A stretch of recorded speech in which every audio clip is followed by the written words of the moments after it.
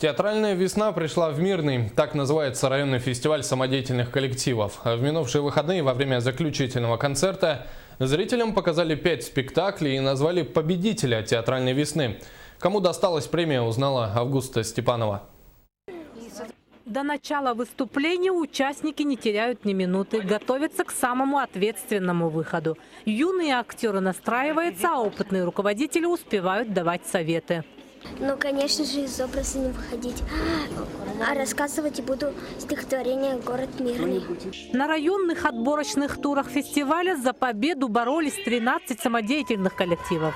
Но в финал вышли только 5.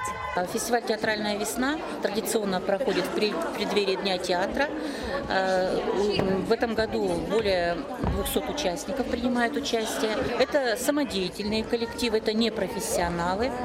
Коллективы, которые работают в школах, во дворцах культуры, в домах культуры. Самая главная оценка для артистов – мнение зрителей и их аплодисменты. Оценивала коллективы и жюри, смотрели на оригинальность, самобытность и артистичность выступлений. Мы смотрели на то, насколько это трогает человеческие сердца. Мы смотрели на то, насколько это соотносится с национальными или народными идеалами добра, справедливости. Все компоненты нашлись в спектакле студии «Маска» из поселка Чернышевский. Ими достался главный приз фестиваля.